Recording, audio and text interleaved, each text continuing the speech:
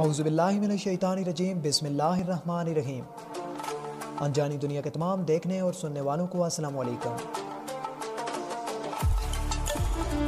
ناظرین گرامی، mobile phones کے کی پیڈ پر سٹار اور ہیش کے بٹن کیوں ہوتے ہیں؟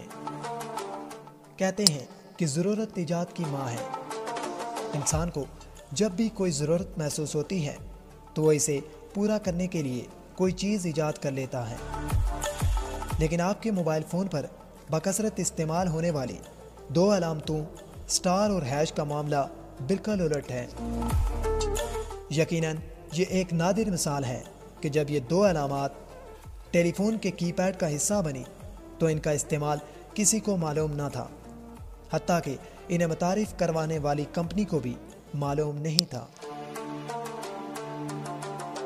ایک رپورٹ کے مطابق قدیم طرز کے ٹیلی فون کا استعمال 20ویں صدی کے آغاز میں ہی شروع ہو گیا تھا، لیکن سٹار اور ہیش کی علامات 1968 میں ٹیلی فون کے کی پیڈ کا حصہ بنی۔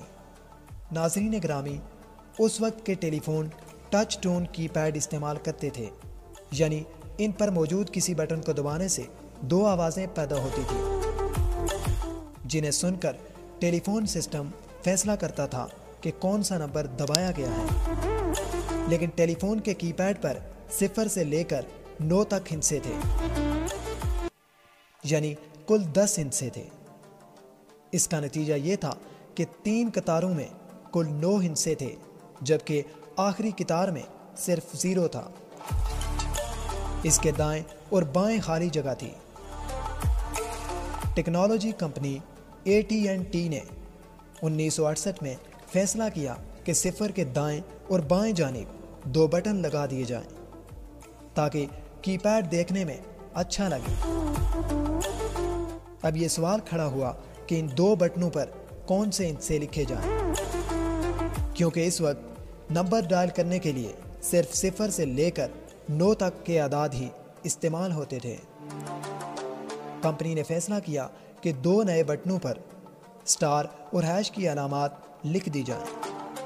اگرچہ اس وقت ان کا کوئی استعمال نہیں تھا، لیکن کمپنی کا کہنا تھا کہ شاید بعد ازاں ٹیلی فون صارفین خود ہی اس کا کوئی استعمال ڈھونڈ لیں گے، اور واقعی بعد میں ایسا ہی ہوا۔ تقریباً 1 دہائی بعد ٹیلی فون صارفین کے تجربات کو مد نظر رکھتے ہوئے کمپنی اس نتیجے پر پہنچی کہ سٹار کے بٹن کو کال بیک کے لیے استعمال کیا جائے، اور اسی طرح ہیش کے بٹن کو بعد ازاں وائس میل سسٹم کے لیے استعمال کیا جانے لگا۔ سب سے پہلے 6 سٹار کا کوڈ واضح کیا گیا، جو اس وقت کال بیک کے لیے استعمال ہوتا تھا۔ بعد کے دور میں موبائل فون اور کمپیوٹر کے وسیع استعمال نے ان 2 علامات کے متعدد نئے استعمالات بھی متعارف کروا دیے۔ ناظرین محترم، ہم میں سے بیشتر افراد تقریباً روزانہ ہی کی بورڈ کا استعمال کرتے ہیں، اب چاہے وہ دفتر کے کمپیوٹر کا کی بورڈ ہو یا اسمارٹ فون کا۔ لیکن کیا کبھی آپ نے یہ غور کیا ہے کہ کی بورڈ انگریزی حروف تہجی کی ترتیب کے مطابق کیوں نہیں ہوتے؟ یعنی A کے بعد B اور C کی جگہ S اور D کیوں ہیں؟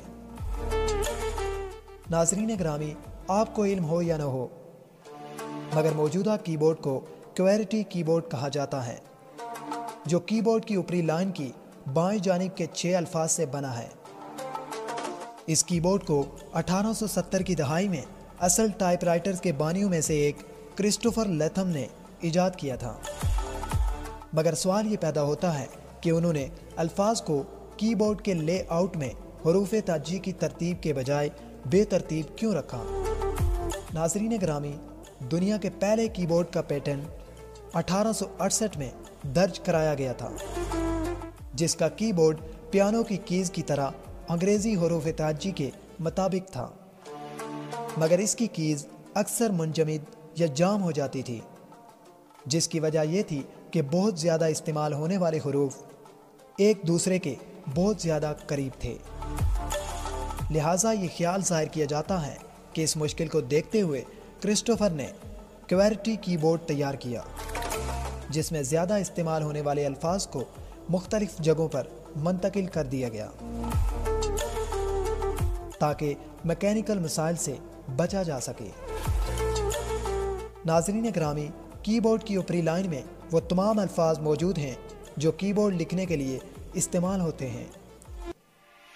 تاہم دو محققین موجودہ کی بورڈ کے حوالے سے ایک مختلف خیال پیش کرتے ہیں۔ ان کا خیال تھا کہ شروع میں ٹائپ رائٹر کو ٹیلی گراف آپریٹر استعمال کرتے تھے، جو مورس کوڈ میں موصول پیغام کو تحریر کرتے ہوئے درست حروف تہجی پر مبنی کی بورڈ پر ٹائپ کرتے ہوئے الجھن کا شکار ہو جاتے تھے۔ یہی وجہ ہے کہ کی بورڈ کو اس طرح سے ڈیزائن کیا گیا۔ اب دونوں میں سے وجہ جو بھی ہو، لیکن کی بورڈ کی یہ ترتیب کمپیوٹر سے لے کر اسمارٹ فون کے کی بورڈ کے لیے بھی اپنائی جا چکی ہے۔